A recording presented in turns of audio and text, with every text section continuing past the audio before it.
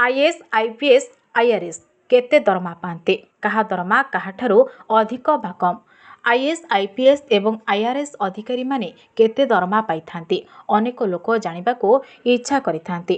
वर्तमान समय रे अनेक युवा युवती सरकारी चाकरी पाइबाको इच्छा करूछन्ते एवं से दिगरे प्रचेष्टा मध्य जारी रखिछन्ते कारण सरकारी चाकरी स्थायी हेबा सांगको एथिरे सम्मान एवं स्थिर दरमा मध्य मिलिथाय।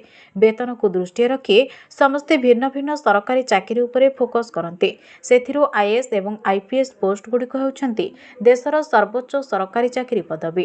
तेणु यह पदवी मानकरे थिबा व्यक्ति विशेष को मासिक केते टंका दरमा मिलिथाय आसंतु जानिबा। आईएएस बा आईपीएस हेबाकू हेले कठिन यूपीएससी परीक्षा रे उत्तीर्ण हेबाकू पड़िथाय। जेतेबेले जणे आईएएस भाबरे प्रथम करी सेवारे नियोजित हुअन्ति तांको मासिक 56,100 टंका दरमा मिलिथाय। एहा परठारु प्रतिवर्ष तांको टीएटीए एवं एचआरए वृद्धि पाइथाय।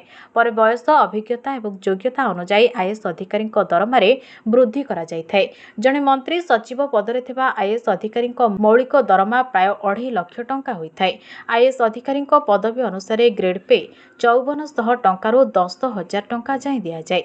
सेहि भली जणे आईपीएस अधिकारी मध्य प्रथम योगदान रे मौलिक दरमा 56,100 टंका दिया जाय। एथिरे टीए डीए एवं एचआरए मिसाई मोट 67,300 टंका से पाई थांती। आईएएस एवं आईपीएस को भली जणे आईआरएस को मौलिक दरमा मध्य 56,100 टंका होइथाय। आईएएस को सर्वाधिक दरमा 2.5 लाख टंका होइथिबा बेले आईपीएस ऑफिसर को समान दरमा मिलिथाय। हेले आईआरएस अधिकारी को सर्वाधिक मासिक दरमा 2,50,000 टंका पर्यंत होइथाय।